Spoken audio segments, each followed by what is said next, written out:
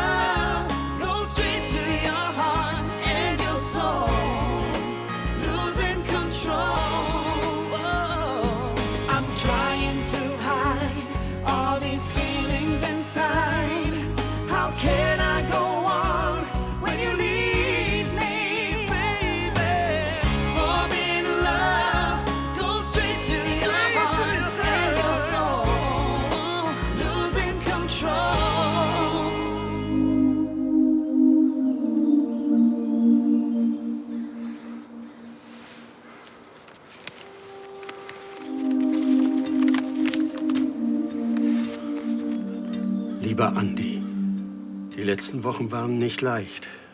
Es war mir so wichtig, bei Brandner Bau die Weichen für die Zukunft zu stellen. Dass du mir inzwischen völlig aus dem Weg gehst, das tut weh. Aber ich muss mich wohl damit abfinden, dass wir uns nicht mehr sehen werden. Ich kenne dich, bestimmt.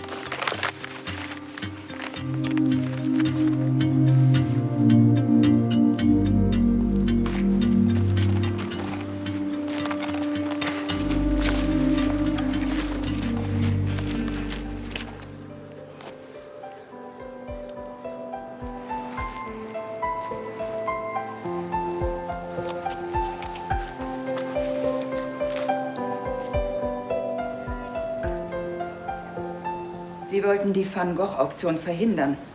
Aber die Fachpresse überschlägt sich förmlich mit Vorschusslorbeeren. Meinetwegen. Je mehr Aufmerksamkeit diese Auktion bekommt, desto besser. Damit die ganze Welt erfährt, dass es die Krise von Lahnstein Enterprises niemals gegeben hat? Seit Ewigkeiten arbeiten Sie daran, dass alle glauben sollen, die Bank ist pleite. Man erwartet Gewinne im dreistelligen Millionenbereich. Damit wäre die Krise wohl hinfällig. Wenn diese Van Goghs über den Tresen gehen, dann... Ja, wenn sie über den Tresen gehen. Aber das werden sie nicht, weil ich die Auktion hintertreiben werde. Haben Sie überhaupt einen Plan? Sie waren noch nicht im Ernst sicher, wie ein Schuljunge auflaufe und Ihnen meine Strategien erkläre, oder? Auch wenn wir zusammenarbeiten, vertraue ich Ihnen genauso viel, wie Sie mir vertrauen. Gar nicht. Meinetwegen. Mir geht es nur um meine Firma. Sie haben mir versprochen, dass ich sie bald wieder ganz alleine besitze. Und wie Sie das anstellen, das ist mir wirklich völlig egal. Die Auktion wird ein Desaster, das das Auktionshaus ruinieren wird. Die Immobiliensparte ist bereits verkauft. Meine Familie wird Stück für Stück alles verlieren. Und aus den Trümmern steigt meine Bank auf wie Phönix aus der Asche. Sie bekommen LCL zurück, ich bekomme den Rest. Und Ludwigs Sippe verschwindet in irgendeiner Zweizimmerwohnung. Klingt hübsch. Also, war wie immer nett, mit Ihnen zu plaudern. Aber wenn Sie mich jetzt entschuldigen würden, ich muss halt noch ein Auktionshaus ruinieren.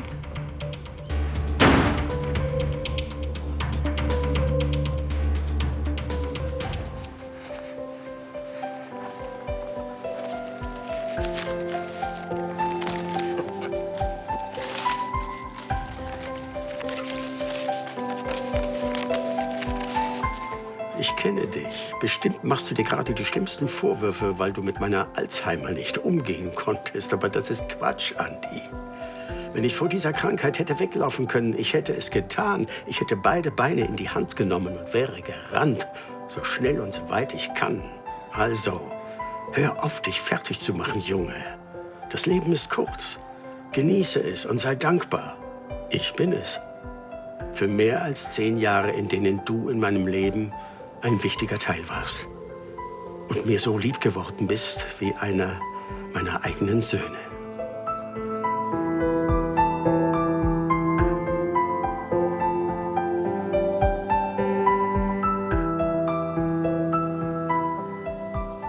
Unsere Freundschaft ist mehr als diese letzten Wochen. Und Freunde sagen sich die Wahrheit, auch wenn der andere sie nicht hören will. Ich habe mir immer gewünscht, dass du in meine Fußstapfen trittst.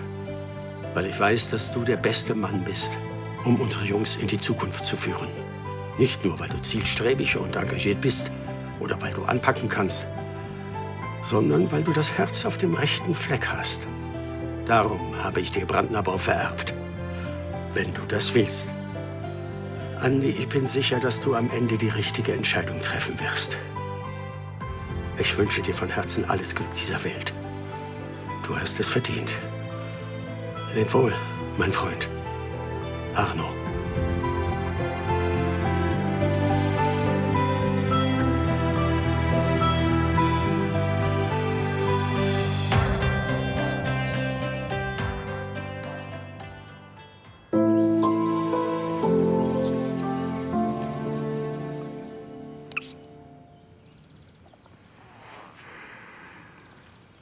Glücklich? Sehr. Und du? Sehr. Wenn ich daran denke, wie viel Angst ich hatte, mich auf dich einzulassen. Und jetzt? Ich kann mir nicht mehr vorstellen, einen Tag ohne dich zu sein.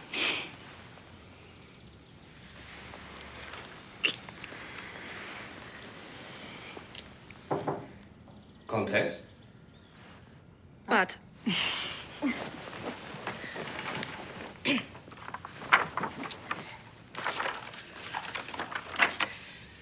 Herein?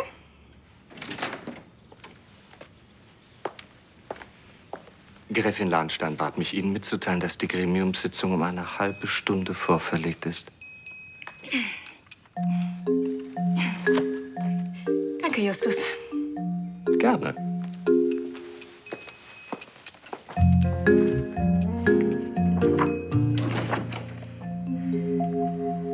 Es tut mir so leid. Sag nichts. Es ist mir völlig egal, wie lange wir Tristan schonen müssen und uns nur im stillen Kämmerlein sehen können. Wir lieben uns und das ist das Wichtigste. Aber einfacher wird's dadurch nicht. Es hat niemand behauptet, dass das Leben ein Ponyhof ist.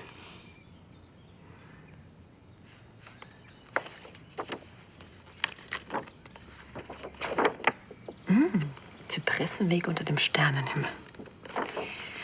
Wusstest du, dass Van Gogh dieses Bild angeblich für seine heimliche Geliebte gemalt hat? Mhm. Damit sie weiß, dass er immer an sie denkt. Tag und Nacht. Auch wenn er ihr das nicht immer zeigen kann. Kunst-LK. Ich habe dieses Bild immer ganz besonders gemacht. So eine heimliche Liebe. Das habe ich mir immer so romantisch vorgestellt.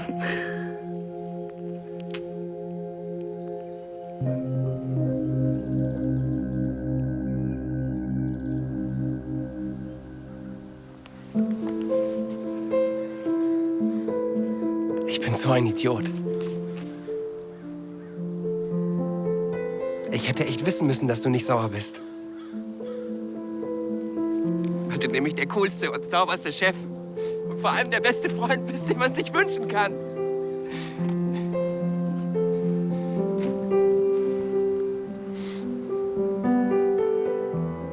Du wirst mir echt fehlen, Arno.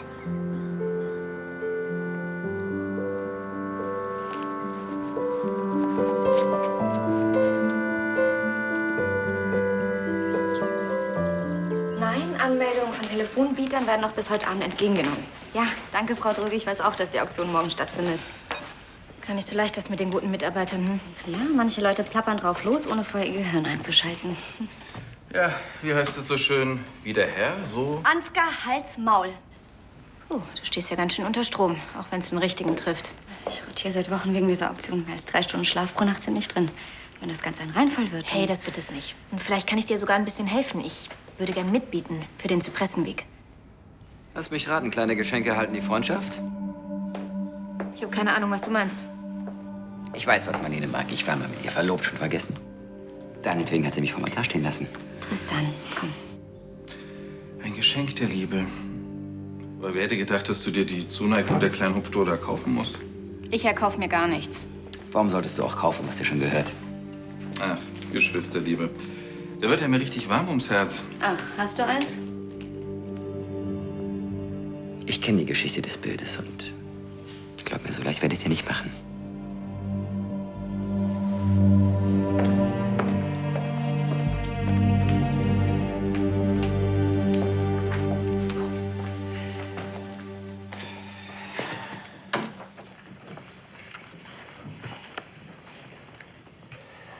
Ja, das ist gut, dass ihr alle da seid. Wie ihr wisst, findet ja morgen die Van Gogh-Auktion statt.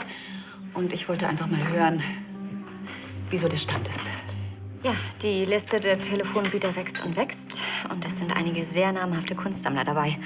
Außerdem Catering und Security stehen. Die PR-Maschinerie läuft. Ich würde sagen, wir sind soweit. Gut, Helena. Ja, dann können unsere finanziellen Probleme morgen vielleicht schon Geschichte sein. Ja, je nachdem, wie viel geboten wird. Bis jetzt hat diese Auktion hauptsächlich Kosten verursacht. Du warst doch derjenige, der durch seine Fehlinvestition dafür gesorgt hat, dass die Bank überhaupt erst in die Krise geraten ist, oder? Na komm schon, Ansgar. Möchtest du uns nicht mit deinem Endzeitgequatsche mal wieder auf die Nerven gehen? Der Untergang von Lahnstein Enterprises hatten wir schon länger nicht mehr, nicht wahr? Naja, Fakt ist, wenn nicht bald was passiert, wird die Bank die gesamte Firma in die Pleite reißen. Das wissen wir alle, Rebecca. Aber das wird nicht geschehen, weil die Auktion nämlich genau das verhindern wird. Ich kenne jemanden, der für den Zypressenweg sein gesamtes Erbe verpulvern will. So einen kleinen Van Gogh verschenke ich auch mal gerne zwischendurch. Dann kauft ihr doch an. Vielleicht habe ich das ja vor. Keiner von euch wird für diesen Van Gogh bieten. Wenn einer von uns mitbietet und überboten wird und das rauskommt, dann wird der Käufer uns Preistreiberei vorwerfen.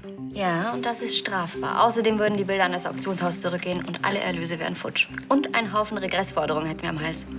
Oh, das wusste ich gar nicht. Tja, dumm gelaufen. Tja, ihr entschuldigt mich. Da habe ich doch glatt ein wichtiges Telefonat vergessen. Oh, das wäre doch nicht nötig gewesen. Das sind die 12 Millionen, mit denen Sie morgen einen Van Gogh ersteigern werden. Pumpen Sie jetzt schon Ihr Privatvermögen in die Firma? Was für ein genialer Plan, um ein Auktionshaus in den Ruin zu treiben. Unsere kleine Helena hat ihren Geschwistern gerade verboten, sich an der Auktion zu beteiligen, damit sie nicht später dem Vorwurf der Preistreiberei ausgesetzt ist. Bieten aus den eigenen Reihen ist illegal. Will jemand aus Ihrer Familie mitsteigern? Jetzt, wo Sie es sagen. Gleichzeitig hat ihr Zwillingsbruder Tristan momentan nichts anderes im Kopf, als seiner Schwester Rebecca das Leben zu vermiesen. Sollte er nun beispielsweise erfahren, dass Rebecca auf ein bestimmtes Bild scharf ist aus, sagen wir mal, persönlichen Gründen, was würde er nicht alles dafür tun, um ihr das zu vermiesen? Selbstverständlich würde er einen Strohmann engagieren und dafür nicht selbst mitbieten. Aber die Firma ist pleite. Woher soll der das Geld nehmen? Er weiß, dass ich ausreichend Privatvermögen habe. Vielleicht nicht genug, um die Bank zu retten, aber für den einen oder anderen Van Gogh wird es schon reichen. Und Sie wollen es ihm geben? Dumm nur, dass Sie schon mehr Geld haben werden als er und auf selbe Bild bieten. Oh, wenn das die Presse wüsste. Fatal. Preistreiberei, Beeinflussung der Auktion. Dann kann Helena ihre kleine Bilderklitsche wohl dicht machen. Der Ruf des Auktionshauses ist ruiniert. Und die Lahnstein Enterprises hat eine weitere Sparte verloren.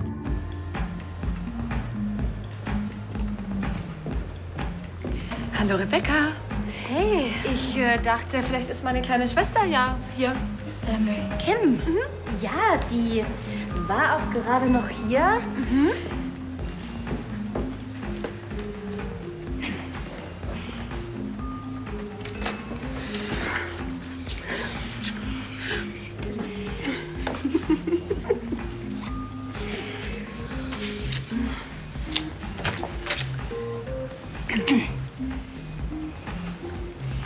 Irgendwann werden wir uns hieran erinnern und dann wird es die romantischste Zeit unseres Lebens sein. Vertrau mir. Dann beruhigt Tristan sich langsam. Ja, bestimmt. Und dann werden wir in langweiliger Normalität vor uns hindümpeln und uns diesen Punkt zurückwünschen. Langweilige Normalität, das klingt nach absolutem Schlaraffenland. Ich will mit dir im Kino rumknutschen und ich will mit dir einkaufen, weil wir abends zusammen kochen und am See neben dir liegen, weil deine Haut ganz aufgeheizt ist von der Sonne.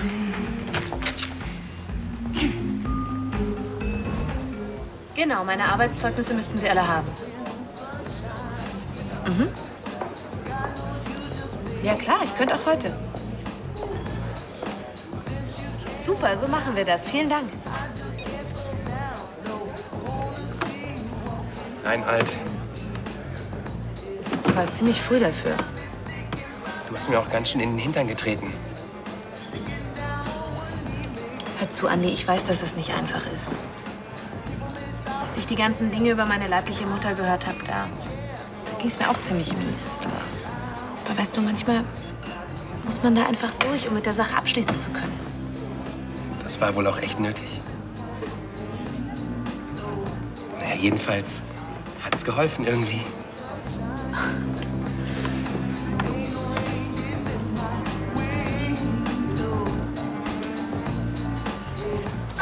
Ist gar nicht so schlecht, dass du da bist. Na dann, Prost.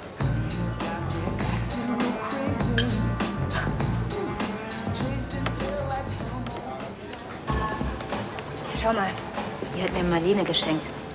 Und sie hat die gleiche. Ein klares Zeichen von ihr, dass sie sich zu unserer Liebe bekennt. Hätte mich auch gewundert, wenn Marlene der Typ für halbe Sachen ist. Was soll das heißen? Du bist doch Künstlerin. Ich meine, die sind doch alle ein Ich bisschen... redest hier von meiner Frau. Leidenschaftlich, leidenschaftlich. Ich wollte leidenschaftlich Ja, sagen. hast du gerade noch mal Glück gehabt, sonst wärst du auf deiner eigenen Notaufnahme gelandet. Klingt so, als hättest du das rundum sorglos Paket gebucht. Naja, da ist ja immer noch mein Bruder. Und der ist nicht der Typ, der seiner Ex für die Zukunft alles Gute wünscht. Ja, jetzt verstehe ich wenigstens, warum du die ganze Zeit flüsterst. Ich habe schon gedacht, ich habe was an den Ohren. Aber dein Bruder muss doch wissen, dass ihr zusammen seid. Du, ich habe keine Ahnung, was gerade in Tristans Kopf abgeht, aber sich vor ihm als glückliches Paar zeigen, das kann man machen. Muss man aber nicht. Und wie ist es so? Geheim? Naja, also theoretisch ganz romantisch, praktisch. Nein.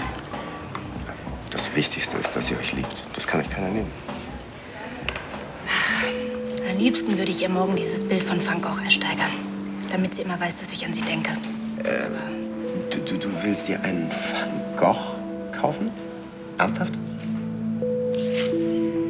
Also wenn ich eine Frau beeindrucken will, ja, dann muss ich dafür nicht 200 Jahre Monatsmieten und einen Elefanten raushauen. Wow, jetzt kommen die Tipps vom spanischen Frauenversteher. Komm mit und lerne vom Meister. Tja, von mir kannst du noch richtig was lernen. Du hast immer so ein Schwein, das gibt's gar nicht. Ah, und du kannst immer noch nicht damit umgehen, dass ich dich nass mache. Revanche? Nee, einen anderen Mal. Also, das nehme ich jetzt persönlich. Ja, das würde ich an deiner Stelle auch machen. Nein, ich habe ein Vorstellungsgespräch. Ich bin echt schon spät dran. Was, so schnell? Ich dachte, ich soll noch einen Kumpel anrufen und... Ich kann doch nicht die ganze Zeit warten, bis du mal dein Leben auf die Reihe kriegst. Aber... Hey, wenn du wolltest, könnte dir Brandner Bau gehören. Dann könntest du mir einen Job geben. Du musst nur dein Erbe antreten. Tschüss. Ciao. Was ist denn jetzt damit? Was, womit? Das Erbe antreten, die Zeit läuft langsam ab. Ich weiß. Jetzt springen wir nicht wieder in die Gurgel, okay? Ich bin mit Bella an Arnos Grab gewesen. Ich habe seinen Brief gelesen. Aber das ist gut. Also sehr gut. Und? Ich weiß jetzt, was ich zu tun habe.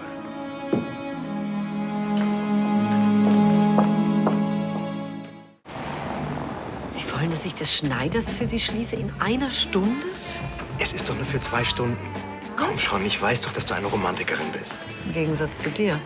Ich habe doch Reservierungen. Ich meine, was soll ich meinen Gästen sagen? Klar, das ist ganz schön kurzfristig. Wahrscheinlich haben Sie recht. Dass die Liebe manchmal Opfer fordert. Ja, vor allem von mir. Wenn meine Gäste das nicht so sehen und nicht wiederkommen. Das ist dir wichtiger als die Liebe zweier Menschen? Also nicht wir zwei. Marlene und Rebecca. Ach, tatsächlich? Das freut mich. Aber das ist nicht so einfach. Wir versuchen, es geheim zu halten. Du siehst, es ist ein Notfall. Ja, ich würde so gerne was Besonderes für Marlene machen. Selbst machen, verstehen Sie? Ja, da bin ich eine totale Niete in der Küche. Aber, naja, mit dem großartigen Xaver... Xavier. Ja, also zusammen mit ihm was kochen, das wäre natürlich toll. Komm schon, gib dir einen Ruck. Also gut, dann machen wir es. Dankeschön. Gerne.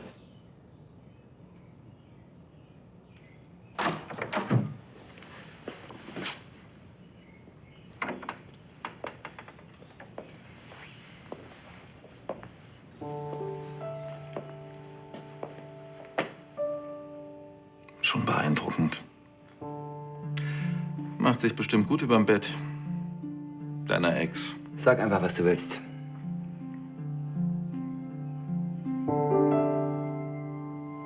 Du kommst ja angedackelt, lässt mir so einen Spruch ab. Also, was willst du? Ich weiß ja nicht, wie es dir geht, aber ich persönlich könnte gut darauf verzichten, jeden Tag meine abgelegten Mätrissen bei Tisch zu sehen. Tja, dann hätten wir ein Platzproblem.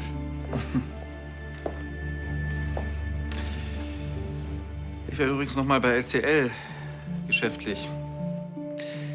So wie es aussieht, ist Rebecca nach wie vor wild entschlossen, auf dieses Bild zu bieten. Tatsächlich. Mit Hilfe eines Strohmannes. Naja, und ich bin mir sicher, dass Marlene bestimmt hoch erfreut sein wird, wenn ihre lesbische Freundin ihr dieses Bild schenkt. Rein platonisch natürlich. Ja, sehr nett von dir, mir das zu sagen. Natürlich völlig ohne Hintergedanken. Ich dachte mir, dass dich das interessiert.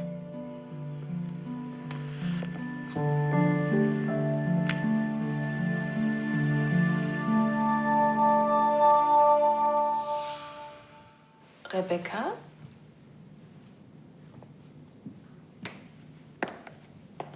Ricardo?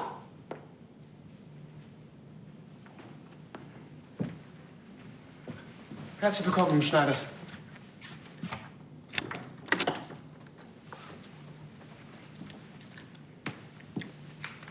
Im Restaurant.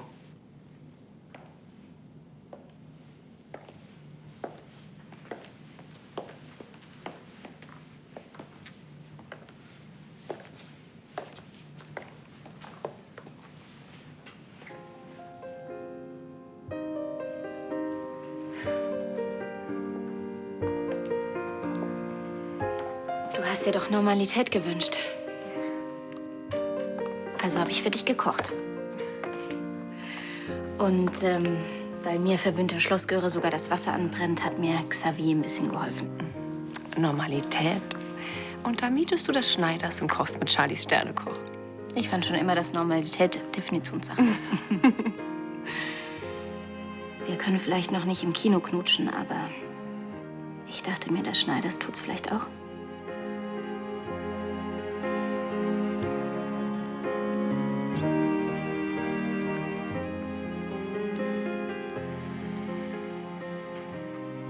Und ob es das tut.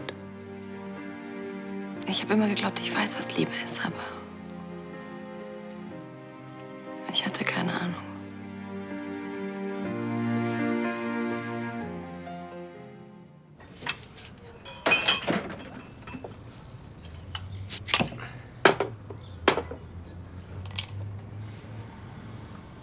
Auf uns, Chef.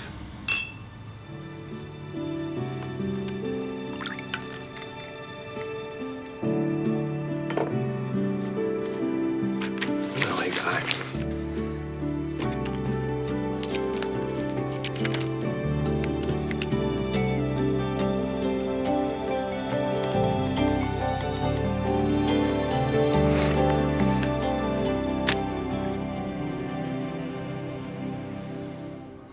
Ach, das ist so schön. Versteh mich nicht falsch, aber weißt du, ich weiß, wie schlimm das für Tristan sein muss. Ich kenne es ja immerhin selber, wenn man über Wochen belogen wird von dem Menschen, der einem am nächsten steht. Aber ich finde es so unendlich toll, dass er hier nicht einfach reinplatzen kann. Rebecca?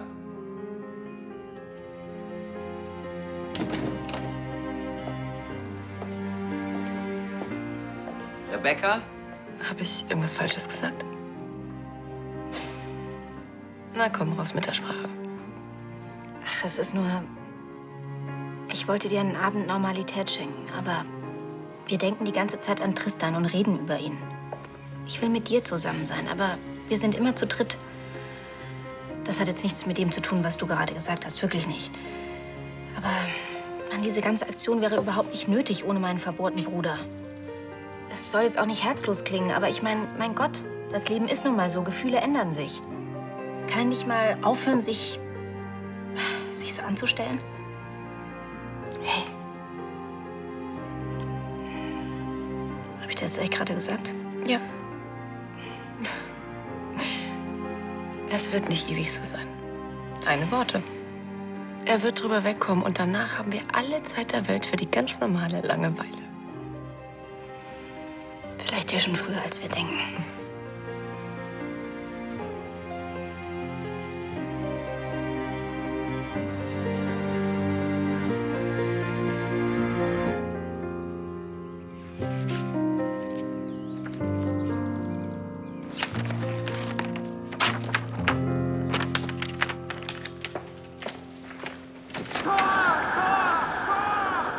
Arbeiterromantik.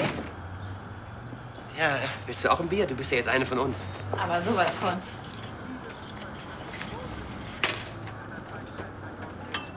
Und ab heute wieder offiziell. Ich hab den Job.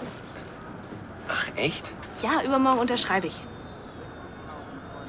Ja, du musst jetzt nicht gleich vor Freude vom Sofa hopsen.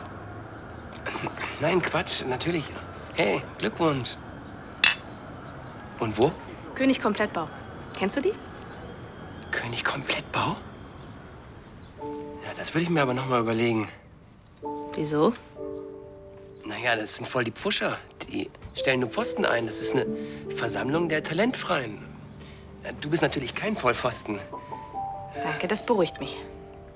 Aber du bist definitiv auch zu schade für den Laden. Du solltest vielleicht lieber in so einer 1A-Firma wie Brandnerbau anfangen. Nee, ist mir zu gefährlich.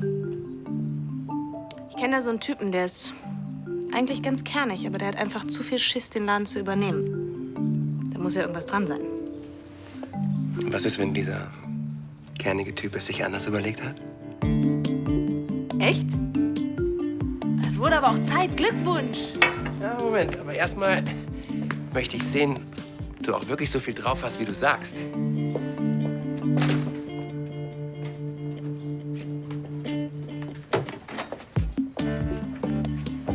Wenn du mir aus diesem Teil hier einen Rahmen zauberst, hast du den Job. Ich gebe dir 5 Minuten Zeit. Also, Vollpfosten oder Profi? Gib's doch zu, du stehst drauf, wenn ich dich nass mache.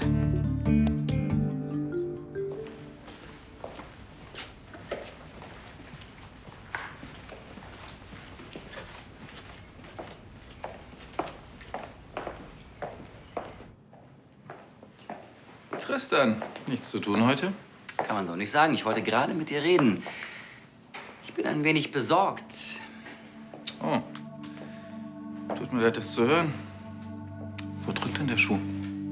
Ich habe mir heute noch mal die Kalkulation für das laufende Jahr angesehen. Ja, was soll ich sagen? Lahnstein Entertainment braucht dringend zusätzliches Kapital. Sagen wir mal 10 Millionen im Bar. 10 Millionen? Das ist eine Menge Holz. Ich musste Marlene umbesetzen und die neue Hauptrolle erfordert einige Investitionen. Probenplanänderungen, neue PR. Und dafür brauchst du das Geld. Du hast ja keine Ahnung, was das alles kostet, von Bühne und Kostümbild mal ganz zu schweigen. Tja, weißt du, es gibt nur ein kleines Problem. Die Bank ist pleite.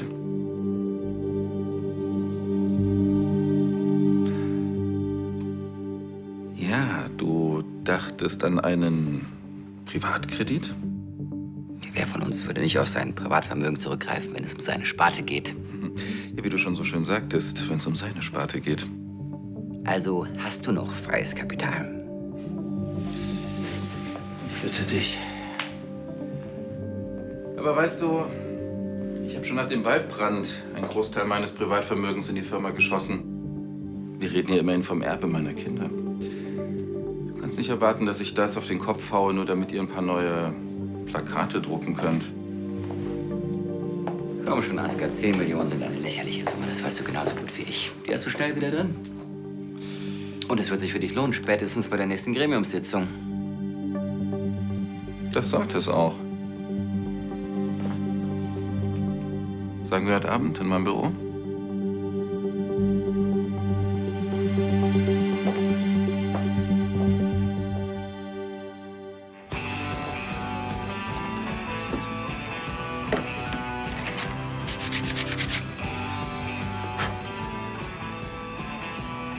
Was denn, ohne Nägel?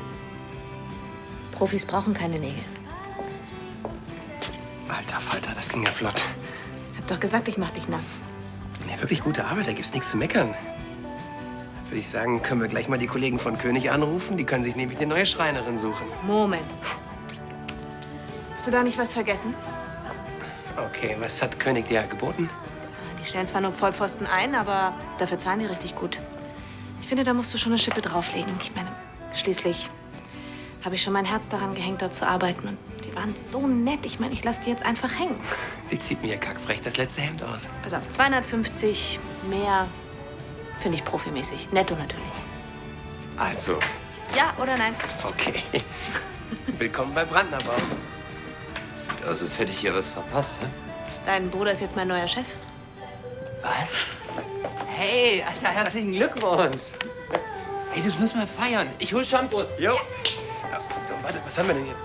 Nee, ich fang schon mal ohne mich an. Ich habe meinen ersten Termin. Aber wir...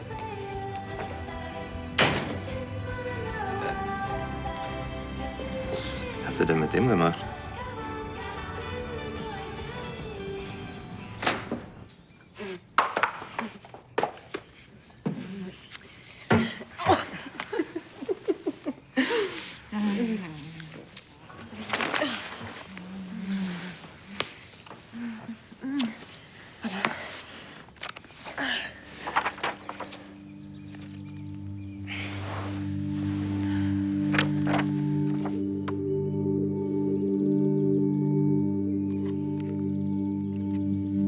Tristan.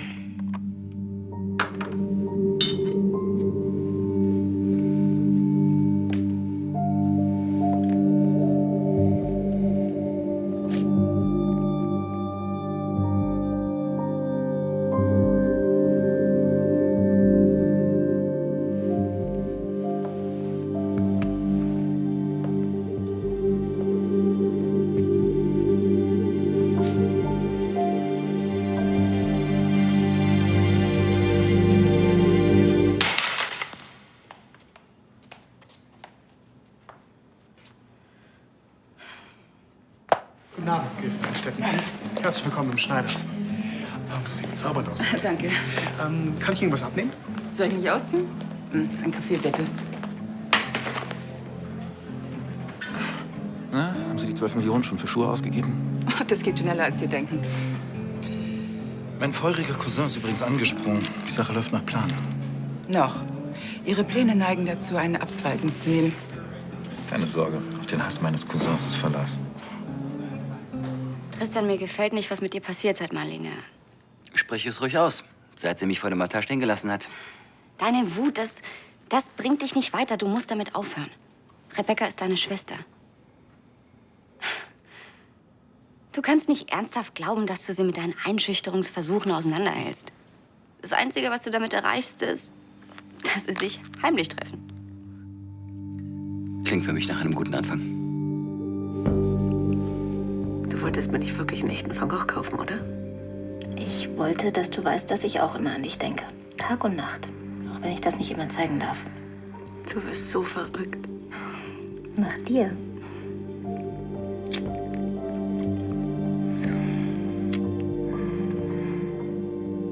Was machen wir denn jetzt wegen Tristan? Wir lassen uns nicht einschüchtern. Wir werden meinen Bruder weiterhin mit unserem Anblick verschonen, obwohl er das nicht verdient hat. Aber er wird es nicht schaffen, uns unglücklich zu machen. Ich will Marlene nicht zurück. Aber ich werde dafür sorgen, dass sie niemals glücklich wird mit Rebecca.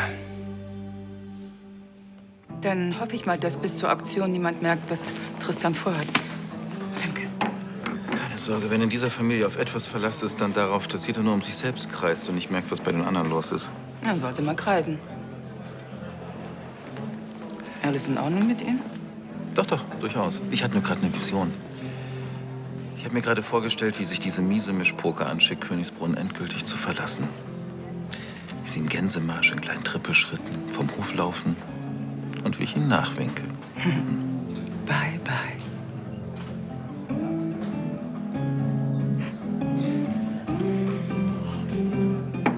Tristan, das ist doch... Wahnsinn? Ich weiß, wie viel Marlene dir bedeutet hat. Okay, ich sag's, wie es ist. Ja, ich habe Angst, dass du wieder in dein altes Muster zurückfällst und durchdrehst. Keine Sorge, an dem Punkt bin ich nicht. Damals war ich verwirrt, jetzt bin ich vollkommen klar. Allen anderen kannst du vielleicht was vormachen, mir nicht.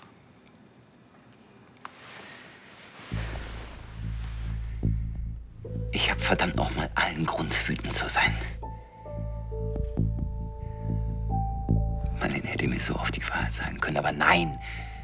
Die Diva braucht ihren großen Auftritt in der Kirche vom Altar und ganz Düsseldorf schaut zu.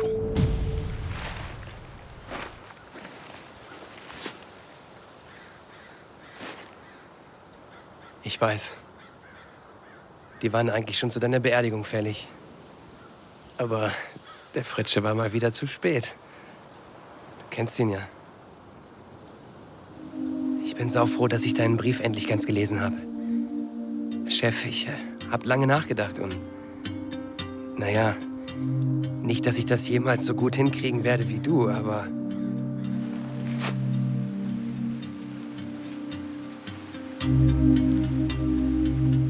Ich habe unterschrieben. Brandner Bau gehört jetzt mir. Ach ja. Wie findest du den? Gute Arbeit, oder? Hat unsere neue Schreinerin gemacht. Sie heißt Bella und... Ach Mann, Arno. Schade, dass du sie nicht mehr kennengelernt hast. Würde dir gefallen. Ganz sicher.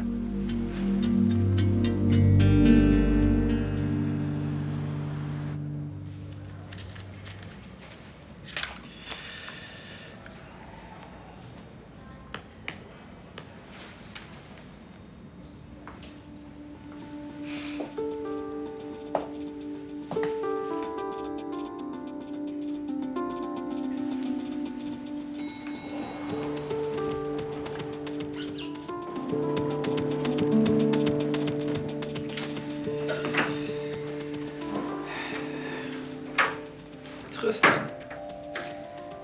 Wie vereinbart? 10 Millionen. Hast du einen Vertrag vorbereitet? Ich bitte dich, eine Quittung wird's tun. Wir sind doch eine Familie.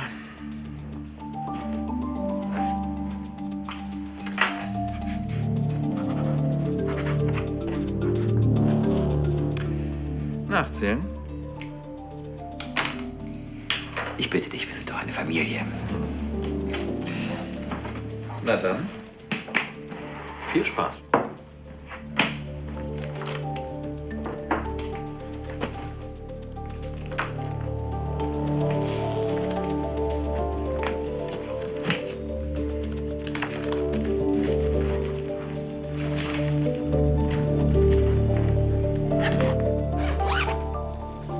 Und viel Glück.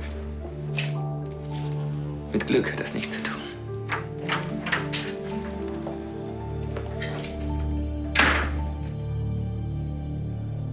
Ansgar, Hals, Maul. Du auch.